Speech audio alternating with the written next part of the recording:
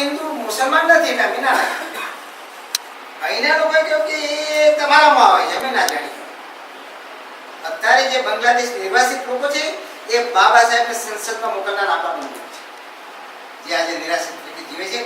એમના ત્યાગ બલિદાન અને તપસ્યાના કારણે આપણા શરીર પર 10-5 વસ્તુ છે. અને આજે મહિના દર 25,000 તિનખા ઘેર બેઠા જો પેન્શન સાડિયાનું લેતા હોય એ બાબા સાહેબના કાયદાના પ્રતાપે બાબા સાહેબને સંસદમાં મોકલનાર તર બેઘર છે. એસસી એસટીની બક્ષી બંધાણે ત્રણનો ફાયદો બાબા સાહેબના કારણે.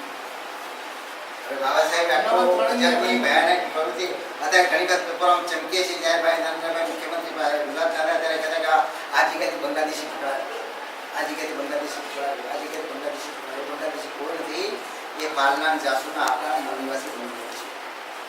પણ આ દેશમાં બ્રાહ્મણોની મોટી મેજર સમસ્યા પેદા કરી હોય તો એમની દ્રષ્ટિએ મુસલમાન આ દેશની સમસ્યા છે. અને મુસલમાનો પણ એ ખબર નથી કે આ દેશના વતની છે. એ મુસલમાન ઓકાજી માર ખાય છે. બાબા સાહેબે આટલા બધા ખેડાણ કરી અને જ્યારે આપણું ભારતીય સંવિધાન બનાવ્યું ત્યારે દુનિયામાં સર્વશ્રેષ્ઠ સંવિધાન તરીકે ભારતીય સંવિધાનનો દરજ્જો છે. આપણા દેશનું નહીં, દુનિયાના સર્વશ્રેષ્ઠ સંવિધાન તરીકે model constitution of the world.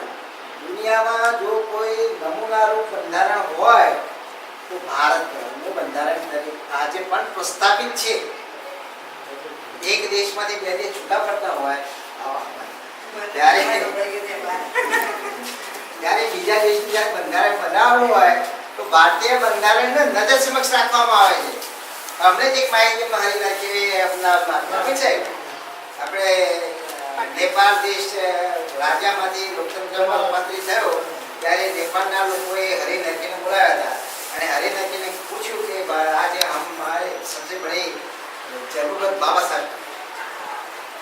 નેપાળના લોકો હરિનરજીને આગળ કરવું અને હરિનરજીને કહ્યું કે અમારા ભારતનું અમારા દેશનું બંધારણ પડે છે, એ બંધારણ સમિતિમાં એડવાઇઝરી કમિટીમાં તમે બેસો.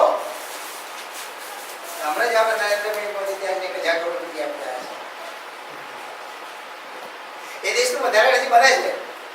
એ દેશની પાર્લામેન્ટે હરિનર કે મહારાષ્ટ્રનો એક બહુ વિદ્વાન પ્રોફેસર છે, એને બોલાવીને કહ્યું સર્વદાન કે અમારા દેશનું લોકતાંત્રિક બંધારણ બનાવવાનું છે, એવું બાબા સાહેબ નથી, તો માર્ગદર્શન તમે આપો.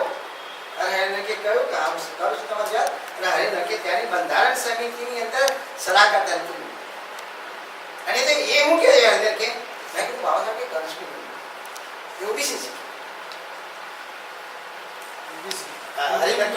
પ્લાનિંગ કમિશનના મેમ્બર છે એને આ વસ્તુની અંદર આપણા પાસે જાણકારી નથી. હવે બાબા સાહેબે જે બંધારણ બનાવ્યા પછી ઓબીસીની વાત કરો કે 26 લોકો અમને નારાયણભાઈ વાત કરી કે ભારત દેશનું બંધારણ અમલમાં આવે. આખા દેશનું બંધારણ અમલમાં 26 જાન્યુઆરી 50ના દિવસમાં અમલમાં આવ્યું તો આખું બંધારણ અમલમાં આવે કે કટકે અમલમાં આવે તો કલમ નંબર 3